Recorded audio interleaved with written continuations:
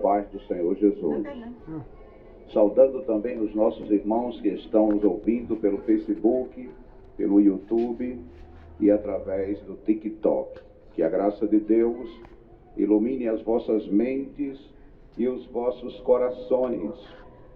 Olha, eu quero chamar a atenção dos irmãos que estão nos ouvindo pela primeira vez, que o assunto aqui não é leite.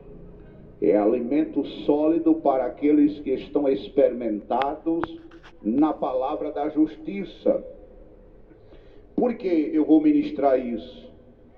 Porque tem muita gente que está acreditando que o corpo de Cristo é um pedaço de pão e o sangue de Jesus é um copo de suco. E quando você acredita nisso, você não está tendo consideração a Cristo. Você está tendo por profano o sangue da nova aliança.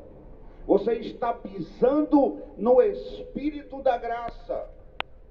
Porque depois da cruz, o corpo de Cristo somos nós, a igreja. E quando você diz que o corpo de Cristo é um pedaço de pão, naturalmente, você não é a igreja de Cristo. Porque para ser igreja, você tem que ser o corpo de Cristo, o templo e a morada do Espírito Santo. Então eu quero dizer aos irmãos que na Bíblia não existe Santa Ceia. Isso é uma invenção humana, criada pelo sistema religioso. Porque este é um dos maiores rudimentos do mundo. Alguns chamam de Santo Sacramento, outros chamam de Eucaristia, a hóstia. Existem diversos segmentos evangélicos cristãos que praticam este ritual que profana o sangue da nova aliança. O Santo Sacramento, como alguns chamam, para muitos, é o que mantém seus fiéis em suas reuniões. Porque tem igrejas que, se parar de celebrar o ritual da ceia, os cristãos deixam de ir. Porque eles não servem a Cristo, eles profanam a Cristo. Eles honram a Deus com os lábios, mas o coração está distante da palavra. Então, em suas reuniões, eles se mantêm com este ato. E este é um dia especial dentro dos sistemas religiosos, nas chamadas igrejas, que na verdade são sinagoga judaica. Você vai descobrir essa noite que isto é uma festa mística e religiosa, e que somente judeu praticava a chamada Páscoa, conhecido hoje por Santa Ceia. Porém, eu quero notificar aos amados irmãos que estão nos ouvindo essa noite, que isso era uma festa de comemoração, era a passagem, era a libertação da escravidão para a liberdade. Porque o povo de Israel ficou preso por mais de 400 anos nas mãos dos faraós. E Deus usou Moisés para libertar o povo das mãos de Faraó. E como lembrança de prova do amor de Deus, foi criada esta lei. Uma data festiva de comemoração para a libertação das garras de Faraó, da escravidão do povo de Israel. Digam todos comigo: a Santa Ceia é uma festa judaica. Era um dia de comemoração exclusivamente num país chamado Israel. O Brasil não tem nada a ver com isso. Isso é uma invenção dos pastores para, no final do mês, utilizarem deste cerimonial de falso sentimento para entregar as envelopes dos dízimos e fazer meio de vida do Evangelho de nosso Senhor Jesus Cristo. Quando Deus entrega as tábuas da lei a Moisés, uma das ordenanças contidas era instruir, diga comigo, instruir, a ordenança da Páscoa. Isto era uma instrução de Deus quando Moisés estava no monte. Abra sua Bíblia comigo, Êxodo capítulo 12, verso 21. Vamos ler a Torá, o Pentateuco, o Mitzvot. Vamos ler a lei de Moisés agora. Chamou, pois, Moisés a todos os anciões de Israel e disse-lhe: escolhei e tomai-vos cordeiro para as vossas famílias e sacrificai a Páscoa. Esta expressão sacrificar, é bom lembrar que em Isaías capítulo 1, do verso 11 ao 16, Deus já anunciava por intermédio do profeta Isaías que não ia aceitar mais sacrifícios, orações, não ia aceitar mais dias de festa.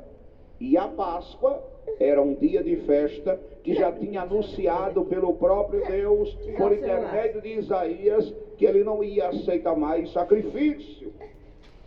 Então atente bem para este termo: sacrificai a Páscoa. Era um sacrifício. Isto futuramente iria repercutir de forma muito contundente. Neste verso, que eu quero ler com a igreja, deixe a Bíblia aberta em Êxodo capítulo 12. Vamos ler o verso 27. Então direis: este é o sacrifício da Páscoa ao Senhor, que passou as casas dos filhos de Israel no Egito, quando feriu os egípcios e livrou as suas casas. Então o povo inclinou-se e adorou. Então esta foi uma festa instituída, como eu disse, da saída do povo do Egito. Ali houve um livramento grandioso da parte de Deus para aquele povo.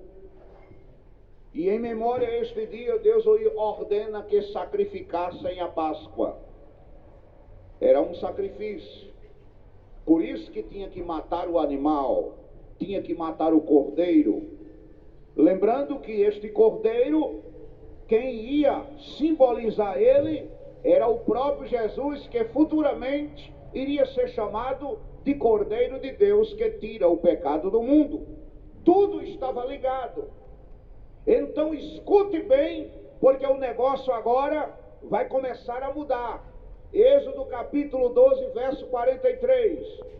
Disse mais o Senhor a Moisés e a Arão: esta é a ordenança da Páscoa. Digam todos comigo: nenhum filho de estrangeiro comerá dela. Então quer dizer que a festa da Páscoa, que os pastores celebram hoje, de acordo com a Bíblia, somente judeu podia participar. Isto é muito sério. Aqui a coisa começa a tomar um peso maior.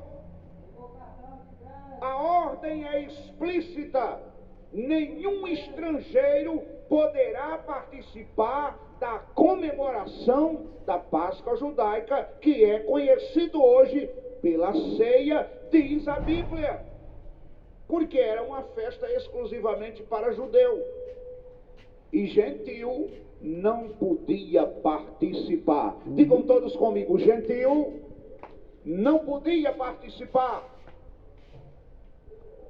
Agora eu quero fazer uma pergunta a todos que estão me ouvindo para dar sequência a esta palavra: você é judeu ou gentil? Porque se você está comendo pão e suco, você é um judeu. Você está judaizado. Você não é a igreja de Cristo e nem é o corpo de Jesus. Louvado seja Deus para sempre.